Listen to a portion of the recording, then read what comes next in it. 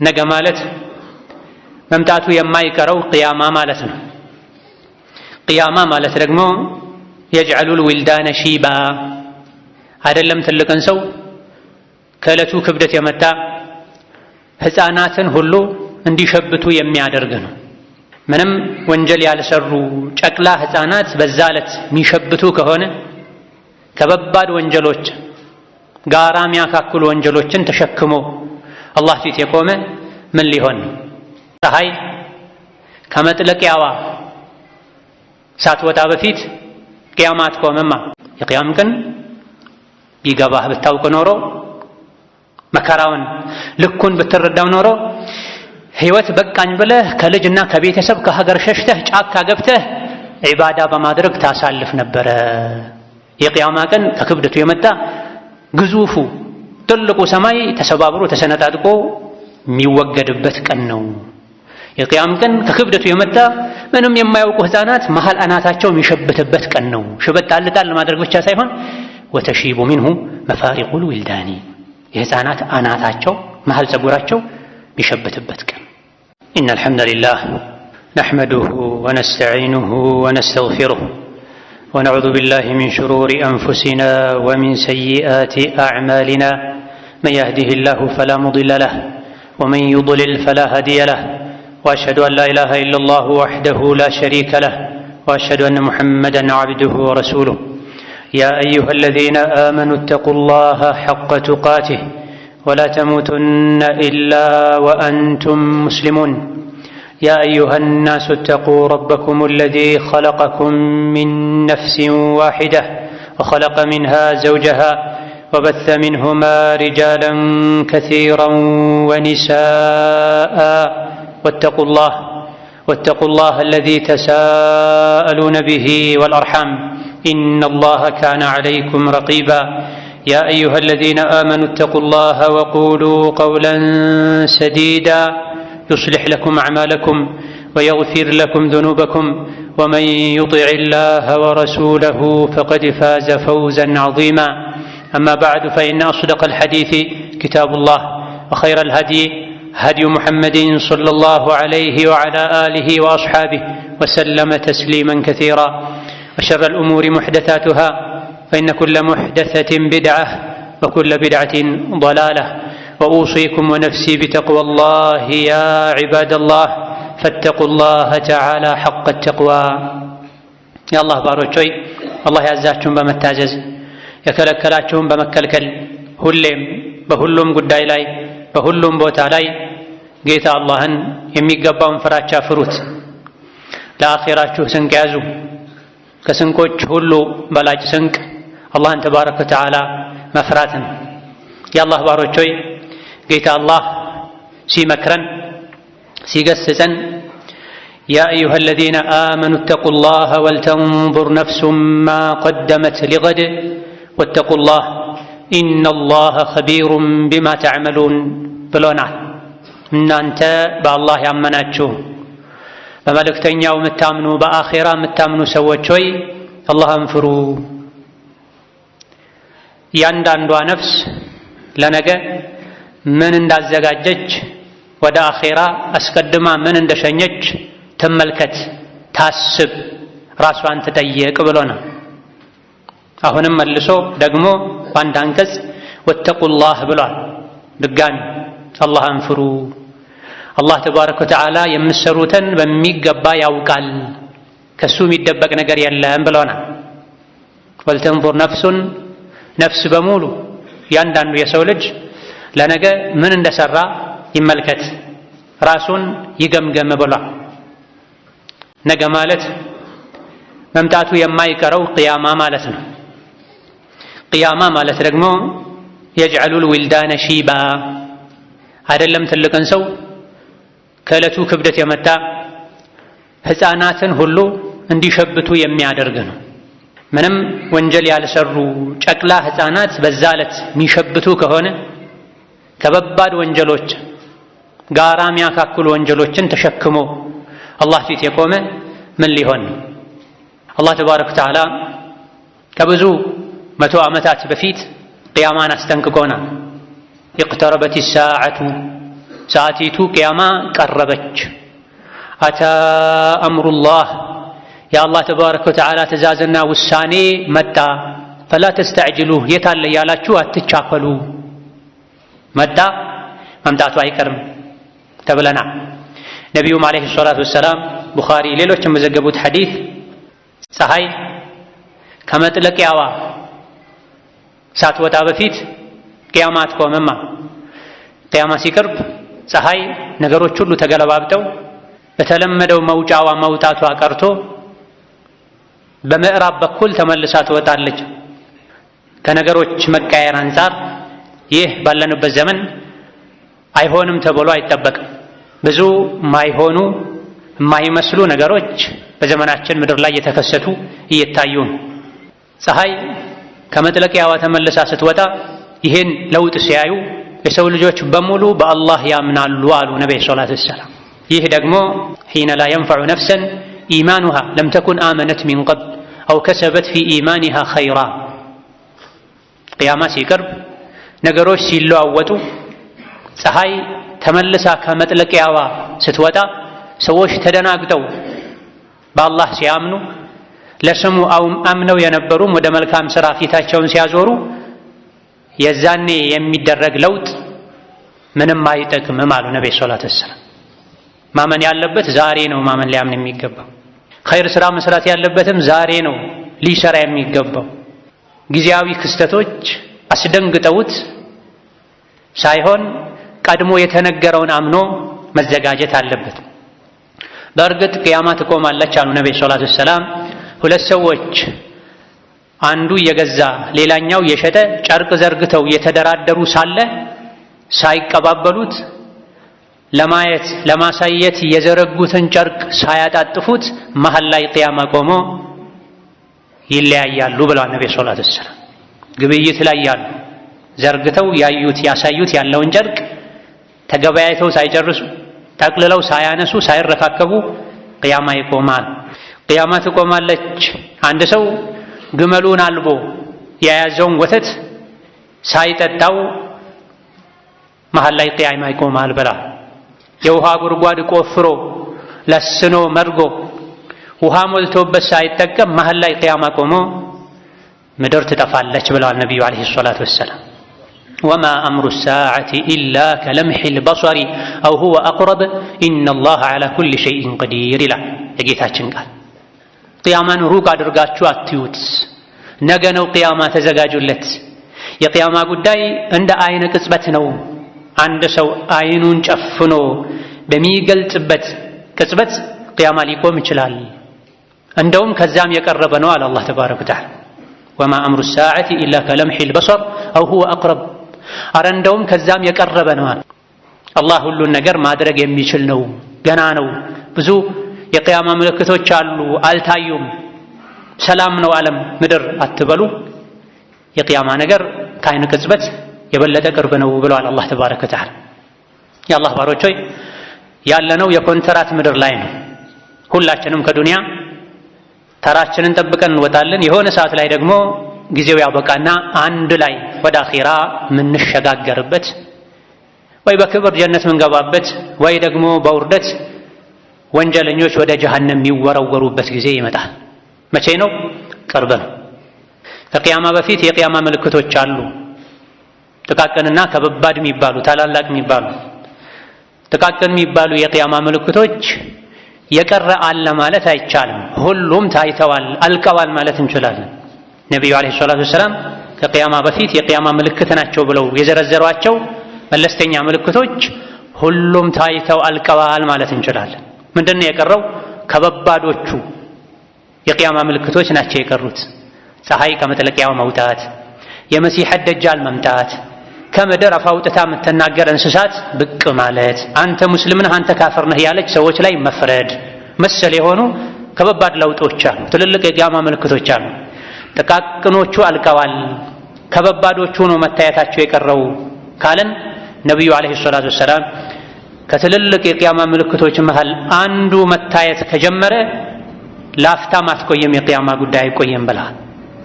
የሴት ልጅ የአንገት ጌጥ በክር ተሰካክቶ የታሰረ ጌጥ አንዴ ተቆርጦ ክሩ ከተንጠለጠለ ጌጦች ባንዴ በፍጥረት እንደሚንጠባጠቡት አንድ ጊዜ አንዱ የቂያማ ትልቅ ምልክት ከታየ ከዛ በኋላ ሌሎች ወዲያው ተከታትለው ይታያሉ። ነገሮች በሙሉ ያበቃሉ። ዱንያ ታልቃለች። ጠፊ አላቂ የሆነች ዱንያ ምድር ላይ ነው ያለነው።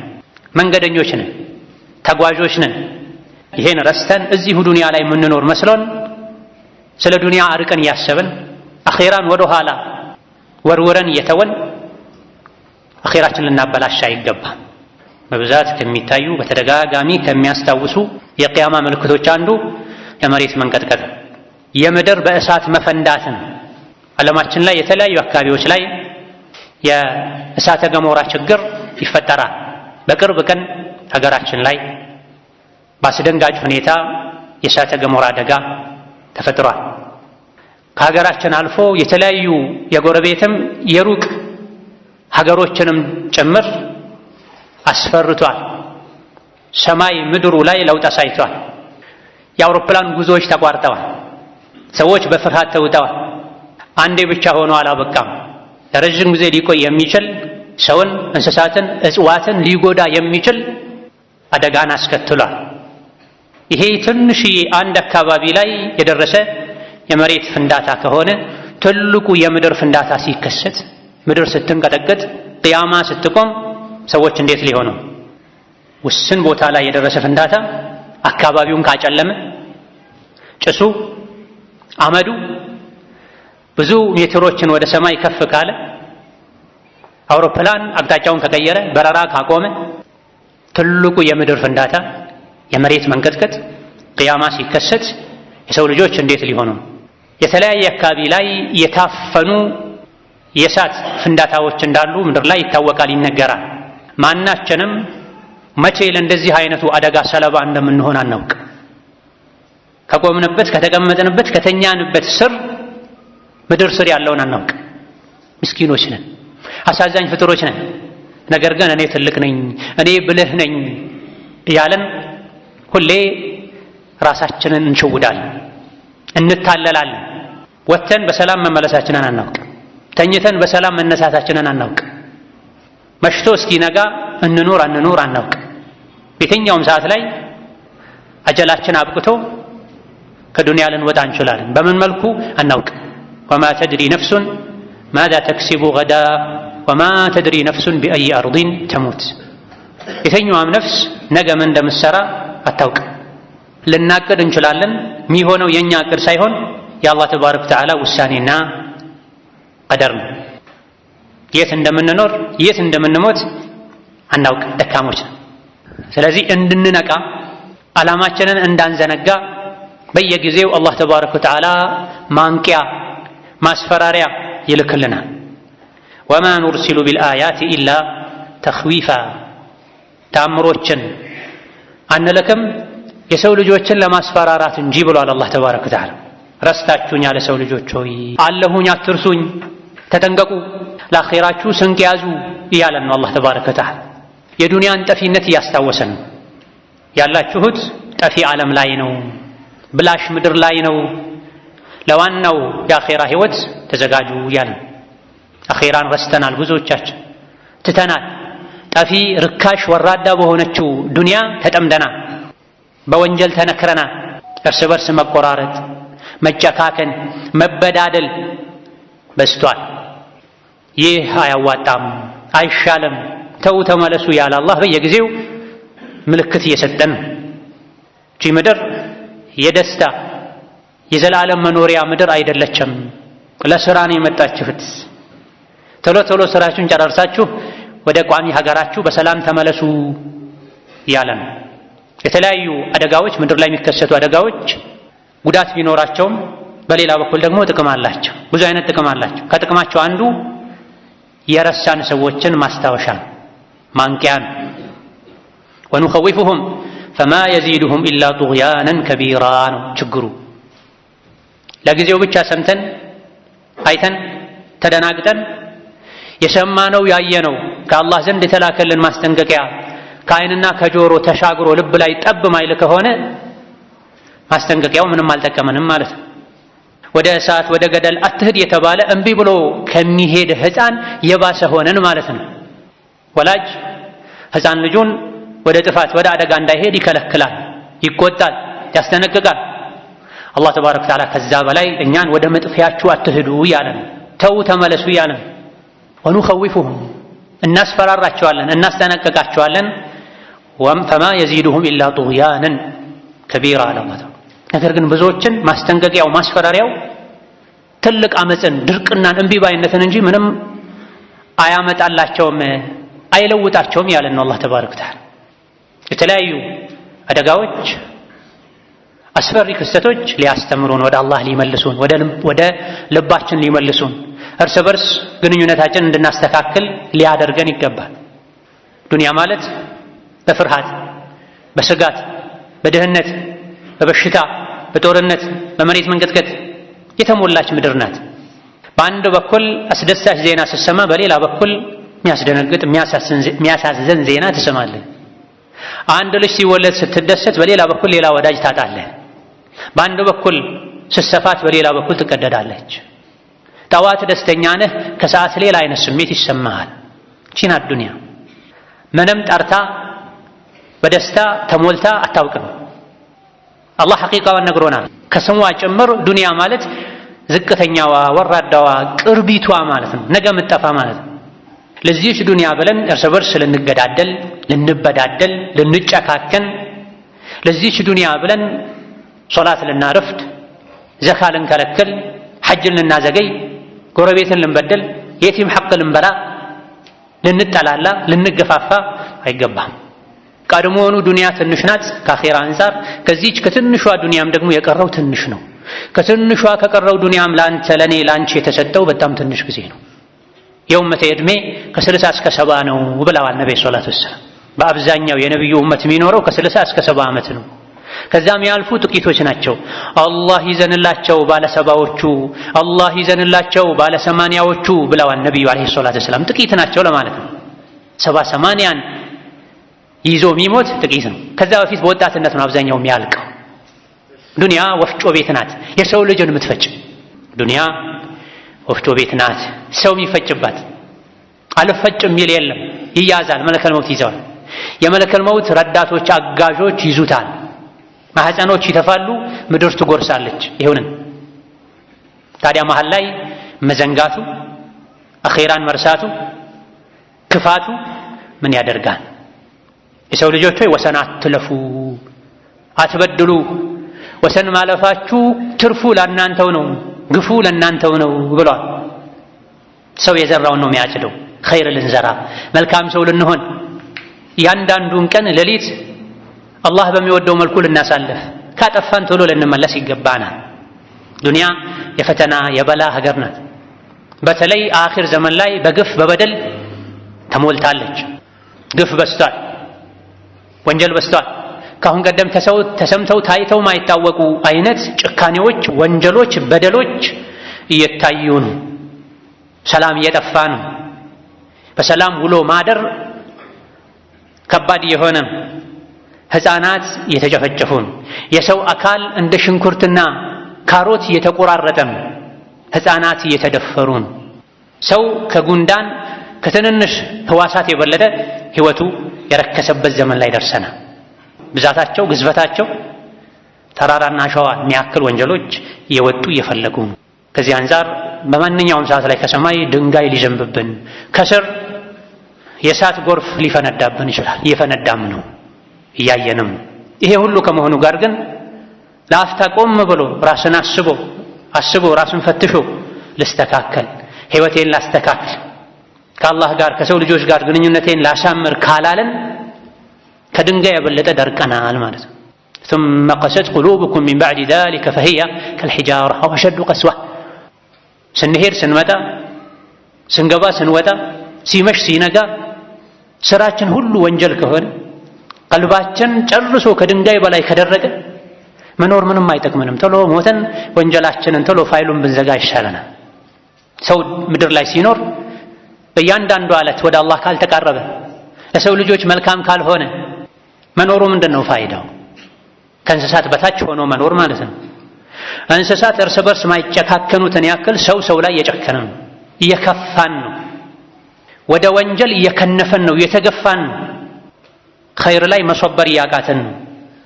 ሸር ላይ ከግመል የበለጠ ትዕግስተኞች የሆንን ነው፣ ጉልበተኞች የሆንን ነው። ለማን እስከ መቼ? ግፍ በደል ሞልቶ እየፈሰሰ ነው። የሌሎችን የኮነነኝ እኛው ራሳችን የወንጀሉ የግፉ ተካፋዮች ነን። ብዙዎቻችን የራሳችን አይታየንም። ወደ ሌሎች ነው ጣት ምንቀስረው። ከሚስትህ ጋር፣ ከልጆችህ ጋር፣ ከጎረቤትህ ጋር፣ ከሰራተኛህ ጋር፣ ከወላጆችህ ጋር ግንኙነትህ ምን ይመስላል? እኔ ታዛዥ ነኝ ወይ? ተጸጽቼ ጥፋቴን አውቄ የምመለስ ሰው ነኝ ወይ ልንል ተውበትን ከራሳችን ማስተካከልን ከራሳችን ልንጀምር ይገባል። ምንም ያክል ዱንያ ላይ ደልቶን ብንኖር ያለነው የፈተና አዳራሽ ውስጥ ነው። ያለነው የቀደር ወፍጮ ቤት ውስጥ ነው። ተራ እየጠበቀን እህል ለማስፈጨት ሰዎች ወፍጮ ቤት ሄደው ተራ እንደሚጠብቁት እኛም ተራችን እየጠበቅን ነው። የፈተና ወንበር ላይ ነው ያለነው። ወይ እናልፋለን ወይ እንወድቃለን። ብልህ አስተዋይ ሰው ማለት ለዲኑ የሚጠነቀቅ ሰው፣ ለአኼራው ስንቁ የሚሰንቅ ሰው፣ ከሞት በኋላ ላለው ህይወት ነቅቶ በየቀኑ ስራ የሚሰራ ሰው። ዑትባ ኢብኑ ገዝዋን የሚባሉ ሰባተኛው ሙስሊም ነቢዩ ዓለይሂ ሰላቱ ወሰላም ዳዕዋ ማድረግ ሲጀምሩ አንድ ብለው መካ ላይ የእስላም ጥሪ ሲጀመር 1 2 3 4 ብለው ሰዎች ሲቆጠሩ ሰባተኛ የሰለሙት ሰው ታላቁ ሱሐቢ አንድ ቀን ባልደረቦቻቸውን ጓደኞቻቸውን ሰብስበው ሲመክሩ ኹጥባ ሲያደርጉ ምን አሉ? አላ ኢነ ዱንያ ቀድ አደነት ቢሰርም ወወለት ሐዳአ ወለም የብቀ ሚንሃ ኢላ ሱባበቱን ከሱባበት ልኢናእ ወኢነኩም ፊ ዳሪን ተንተቂሉን ዐንሃ ፈንተቂሉ ቢኸይሪ ማ ቢሐضረቲኩማ። አዋጅ ንቁ፣ ስሙ። ዱንያ የሄደች ነው፣ ፈጥና ያለቀች ነው። ከዱንያ የቀረው ዕቃ ላይ የነበረ ውሃ ፈሳሽ ነገር ተደፍቶ ተቀጥቶ አልቆ መጨረሻ ላይ የሚቀር ሚንጠባጠብ ያክል ነው ዱንያ ላይ የቀረው። ዱንያ አልቃለች። የቀረው ሚንጠባጠብ ነገር ብቻ ነው ከዱንያ። እናንተ ከዱንያ መውጣታችሁ አይቀርም። ከዱንያ ስትወጡ አለ የተባለ መልካም ነገርን ይዛችሁ ውጡ። ምንድነው ከዱንያ ይዘነው ልንወጣ የምንችል መልካም ነገር? መልካም ስራ ብቻ ነው። ብርድ ልብስ፣ ወርቅ፣ አልማዝ፣ መኪና፣ አልጋ ከዱንያ ይዤ እወጣለሁ ብትል አትችልም፣ አትችይም። ይዘውት እንኳ ቢሄዱ ቀብሩን በወርቅ እናንጥፍለት፣ ማንም ነድቶት የማያውቅ አዲስ የነዳውን መኪና እናስገባለት ቀብር ላይ ቢባል አፈር ይባለዋል እንጂ ለአኼራ አይጠቅምም። አኼራ ላይ የሚጠቅመው ኢማንና መልካም ስራ ብቻ። ዱንያ አልቃለች። የመጨረሻ የሚንጠባጠብ ብቻ ነው የቀረው ከዱንያ። ከዱንያ ስትወጡ መልካም ነገር ይዛችሁ ውጡ። መልካሙ ነገር በአላህ ማመን፣ መልካም ስራ መስራት፣ መልካም ሰው መሆን። ሐዲስ ላይ ከነቢዩ ዓለይሂ ሰላቱ ወሰላም እንደተነገረው ኢማም አሕመድ ዘግበውት፣ አልባኒ ሌሎችም ሰው ባሉት ሐዲስ አንድ ሰው ከተወለደበት ሰዓት ጀምሮ ስጁድ ተደፍቶ እስኪሞት ድረስ እስኪያረጅ አርጅቶ እስኪሞት ድረስ ዱንያን በስጁድ ብቻ ቢያሳልፋት፣ አላህን በመታዘዝ ብቻ ቢያሳልፋት የቂያም ቀን ተነስቶ አላህ ፊት ሲቆም ከተወለደበት ጊዜ ጀምሮ አርጅቶ እስኪሞት ድረስ በስጁድ ላይ ከማሳለፉ ጋር የሰራውን መልካም ስራ ይንቀዋል እንጂ በቂ ነው አይልም ብለዋል ነብዩ አለይሂ ሰላቱ ወሰላም። አንድ ሰው ከእናቱ ማህፀን ከወጣበት ጊዜ ጀምሮ ለዱንያ ለፎቅ ለወርቅ ሳይጨነቅ ስጁድ ላይ ተደፍቶ አርጅቶ እስኪሞት ድረስም ስጁድ ላይ ቆይቶ በዛው ሞቶ አላህ ፊት ቢቆም ተነስቶ የቂያም ቀን የሰራውን መልካም ስራ ይንቀዋል እንጂ በቂ ነው አይልም ተብሏል። እየበላን እየጠጣን የምናሳልፈው ሰዓት፣ በማላ ያዕኒ ወሬ የምናሳልፈው ሰዓት፣ በእንቅልፍ የምናሳልፈው ሰዓት፣ ዱንያን በማሳደድ የምናሳልፈው ሰዓት ቢደመር ለአኼራ የምንሰጠው የዚህ የአንድ አስረኛም አይሆን። ከዛ በኋላም ትልቅ ነገር ሰርቻለሁ እንላለን። ነገ ያበቃል ህይወቴ ለአኼራዬ ስንቅ ሊያዝ ልንል ይገባናል። የአላህ ባሮች ሆይ ለአኼራ ጉዞ እንዘጋጅ። ዱንያ ላይ እስከ መቼ እንደምንኖር ማናችንም አናውቅም። እርግጠኝነት ከአዛውንቶች ይልቅ የሚሞቱት ወጣቶች ናቸው። ሁላችንም ከዱንያ እንደምንወጣ እናውቃለን። መች እንደምንወጣ ግን ማናችንም አናውቅም። መች ተነስ እንደሚባል የማያውቅ ሰው ሁሌ ዝግጅት ላይ ሊሆን ይገባዋል። هل ينظرون إلا الساعة أن تأتيهم بغتة ምን የሚጠብቁት ነገር አለ የሰው ልጆች? የቂያማን በድንገት መምጣት እንጂ ይላል አላህ ተባረከ ወተዓላ። أن تأتيهم بغتة وهم لا يشعرون ሳያውቁ ሳይዘጋጁ በድንገት የቂያማን መምጣት እንጂ ምን ይጠብቃሉ የሰው ልጆች? ሁሉ ነገር አልቋል። ዱንያ ላይ በኖርኩ የሚያስብል ምንም ነገር የለም። ተበለሻሽቷል የዱንያ ህይወት። ያለው ዚክር፣ ዱዓ፣ ዒባዳ ነው። እሱም ቢሆን ብዙ ሰዎች ዘንድ ማዕና፣ ትርጉም፣ ጣዕም አጥቷል። ያኔ ቂያማ ቆሞ ሰዎች ወደ አኼራ ሲሄዱ ዱንያ ላይ ወዳጅ የነበሩ ሰዎች እዛ አንዱ የሌላኛው ጠላት ይሆናል፣ አላህን የሚፈሩ ሰዎች ካልሆነ በስተቀር ብሎናል። ትክክለኛ የአላህ ባሮችን ያ ዒባዲ ላ ኸውፉን ዐለይኩም አልየውመ ወላ አንቱም ተሕዘኑን ይባላል። የኔ ትክክለኛ ባሮች ሆይ ዱንያ ላይ ኸይር ሥራ ሰርታችሁ ወደ አኼራ የመጣችሁ ዛሬ እናንተ ላይ ስጋትም ፍርሃትም የለባችሁም ይባላል። ሌሎች እሳ በስጋት በፍርሃት ተውጠው ይኖራሉ ማለት ነው። አይናችንን ከድነን በምንገልጥበት ቅጽበት ከዱንያ ልንወጣ እንችላለን። ያለ ማስጠንቀቂያ ያለ ማስፈራሪያ ብለህ ይሄን አውቆ ለአኼራ የሚዘጋጅ ሰው፣ ለትልቁ ጉዞ የሚዘጋጅ ሰው። እያንዳንዷ ነፍስ የሥራዋን የምታገኝበት ቀን አለ ፊት ለፊት። ሥራ ሲባል ትልልቁ ሥራ ብቻ አይደለም። ሚስቃለ ዘራ ብናኝ የምታክል እንኳ ብትሆን ኸይር ሥራ ዋጋ አለው። ብናኝ የምታክል እንኳ ብትሆን መጥፎ ሥራ ዋጋ አለው። ሁሉም ይታያል። መቼ? ነገ። በእኛ እጅ ያለው ዛሬ ብቻ ነው።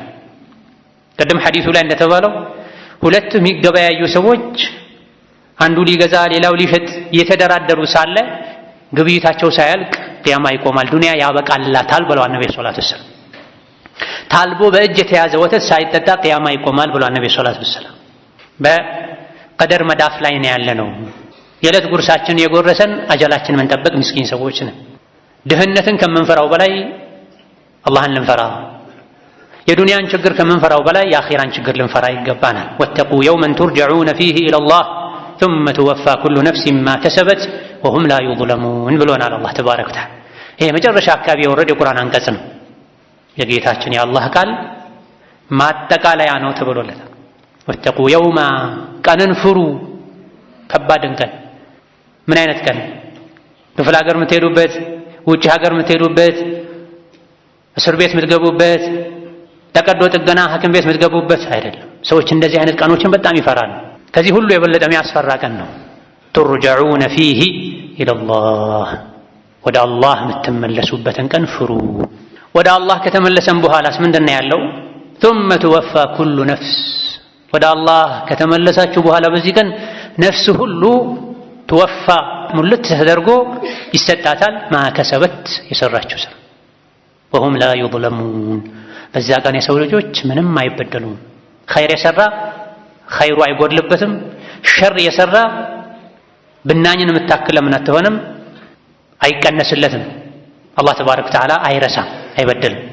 فهل ينظرون إلا الساعة أن تأتيهم بغتة فقد جاء أشراطها። የሰው ልጆች ምን ይጠብቃሉ? የቂያማን በድንገት መምጣት እንጂ የቂያማ ምልክቶች መተዋል፣ ቀድመው ታይተዋል አለ አላህ ተባረከ ወተዓላ። የነቢዩ ዓለይሂ ሰላቱ ወሰላም መላክ አንዱ የቂያማ ምልክት። እኔና ቂያማ እንደዚህ ነው የተላክነው ብለው አመልካች ጣትና የመሃል ረጅም ጣታቸውን አቆራኝተው አሳይተዋል። ከፍ አድርገው ያንቀሳቀሱት እኔና ቂያማ እንደዚህ ነን የተላክነው ከታጥሟቸው። እሳቸው መላካቸው ራሱ የቂያማ ምልክት። የዱንያ ምሽት ላይ ነው ነብይ የተላኩት አለይሂ ሰላቱ ወሰላም። ከዐሱር እስከ መግሪብ እንዳለችው ሰዓት ናት የዱንያ ቆይታ ከነብዩ አለይሂ ሰላቱ ወሰላም መላክ በኋላ። ቤት አሳምሮ የሚሰራን ሰው ሲያዩ እረ ጉዳዩ ከዚህ የፈጠነ ነው ያሉበት ሁኔታም አለ። ቤት አሳምሮ ጠንክሮ በዛ ዘመን ያው በእንጨት በጭቃ ቤት ሲሰራ ያዩትን ሰው ጉዳዩ ከዚህ የበለጠ ፈጣን ነው፣ ጥላ ላይ አረፍ ብለህ አጀልህን ጠብቅ እንደማለት ነው። ጠፊ ለሆነች ትተናት ለምንሄደው ዱንያ ከምንጨነቀው በላይ ለአኺራችን እንጨነቅ ይገባናል። ምንድነው የሚጠብቁት የሰው ልጆች? ቂያማን እንጂ የቂያማ ምልክቶች መተዋል፣ ታይተዋል አለ አላህ ተባረከ ወተዓላ። ፈአና ለሁም ኢዛ ጃአትሁም ዚክራሁም፣ ቂያማ በመጣበት ሰዓት መገሰጻቸው፣ ማስታወሳቸው፣ መጸጸታቸው ምን ሊጠቅማቸው? አይጠቅምም። መገሰጽ ዛሬ ነው፣ መዘጋጀት ዛሬ ነው፣ ወንጀል መተው ዛሬ ነው። ፈዕለም አነሁ ላ ኢላሃ ኢለላሁ ወስተግፊር ሊዘንቢከ ወሊልሙእሚኒነ ወልሙእሚናት ወላሁ ያዕለሙ ሙተቀለበኩም ወመተዋኩም። ቂያማ ሲመጣ መደናገጥ፣ ያኔ መተውበት መስተካከል ምንም አይጠቅምም። ዛሬ ነው የሚጠቅመው። ላኢላሃ ኢለላህ በሉ፣ የአላህን ብቸኝነት እወቁ፣ ፍሩት፣ አክብሩት፣ እስትግፋር አድርጉ። ጌታ አላህ ተባረከ ወተዓላ የቀን ውሏችሁንም የማታ አዳራችሁንም ያውቃል። ከሱ የሚደበቅ ነገር የለም፣ ተጠንቀቁ። ወላሁ የዕለሙ ሙተቀለበኩም ወመትዋኩም። ቀን ቀን የምትሰሩትንም ያውቃል፣ ማታ የምትሰሩትንም ያውቃል። ዱንያችሁም አኼራችሁም በሱ እጅ ነው ያለው። ከሱ አትጣሉ። የቂያማ ቀን የዘዘት ቀን ነው፣ የቁጭት ቀን ነው። ሶላትን ያረፈደ የተወ፣ ዘካን የከለከለ፣ ገንዘብ ተበድሮ የካደ፣ ሌሎች ሐቆችን ያጎደለ፣ ሐራም የበላ፣ ዝምድናን የቆረጠ፣ የሰው ስጋን የበላ የሚጸጸትበት የሚቆጭበት ቀን ነው። በመከራ የተሞላ ከመሆኑ ጋር ረዥም ቀን ነው። የውመ የቁሙ ናሱ ሊረቢል ዓለሚን። ሀብታሙ፣ ድሃው፣ ወንዱ፣ ሴቱ፣ ትልቁ፣ ትንሹ፣ መሪው፣ ተመሪው፣ የፈረደው፣ የተፈረደበት ሁሉም አንገታቸውን ደፍተው በላብ ተጠምቀው ዝቅ ብለው የሀያሉን የአላህን ተባረከ ወተዓላ ፍርድ እየጠበቁ የሚቆሙበት ቀን ነው። የሰው ልጆች ትንሽዬ ጠባብ ዕቃ ላይ ተወሽቆ ተጠቅጥቆ እንደተያዘ ዕቃ የፍርዱ ሜዳ ላይ እየተርመሰመሱ የሚቆሙበት ቀን ነው። አንዱ ቀን እንደ 50 ሺህ ቀን ነው ከክብደቱ የመጣ። ነቢዩ ዓለይሂ ሰላቱ ወሰላም እንዳሉት በዛ ቀን ከሰው ልጆች አናት ላይ ፀሐይ ትቀርባለች ብለዋል ነቢዩ ሰለላሁ ዐለይሂ ወሰለም። ዛሬ ሰማይ ላይ ሆኖ የሰው ልጅ የፀሐይን ሙቀት ቃጠሎ መቋቋም ያቃተው ነው። የቂያም ቀን ግን የሰው ልጅ አናት ላይ ለማረፍ ጥቂት ይቀራታል ብለዋል ነቢዩ ሰለላሁ ዐለይሂ ወሰለም። በዚህ ቀን ሰዎች በላብ ይጥለቀለቃሉ፣ በላብ ውስጥ ይሰምጣሉ። የቂያማ ቀን ላይ ሰዎች በላብ ይሰምጣሉ። የላብ ጎርፍ ያጥለቀልቃቸዋል። ላቡ የሚያጠልቃቸው የሚያሰምጣቸው በስራቸው ልክ ነው። ከሰው ልጆች ውስጥ እስከ ቁርጭምጭምቱ ድረስ ብቻ ላብ ውስጥ የሚነከር ሰው ይኖራል።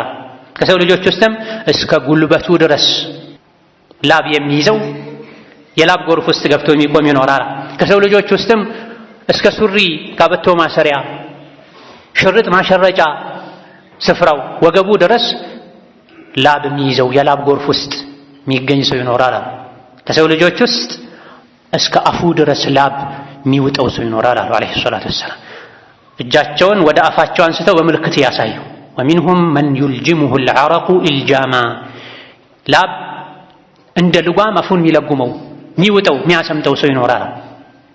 የቀኑ ክብደት በመከራ ምድር ላይ ተገኝቶ የነበሩ ሰዎች በሙሉ የዛን ቀን ለፍርድ አንድ ሜዳ ላይ ተሰልፈው ዘመድ ዘመዱን ማይጠይቅበት፣ ሁሉም የሚፈራበት፣ ሁሉም የሚጨነቅበት ቀን ነው። አይሻ ረዲየላሁ ዐንሃ ነቢን ስለ ቂያማ ክብደት ሲናገሩ በዚህ ቀን ቤተሰብ ታስታውሳላችሁ እንደ እናንተ ነቢያት ብለው ጠይቀዋል።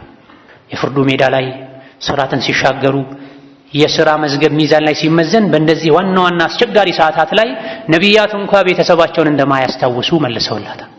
ነፍስ ሁሉ ራሴ በዳንኩ የምትልበት ቀን ነው።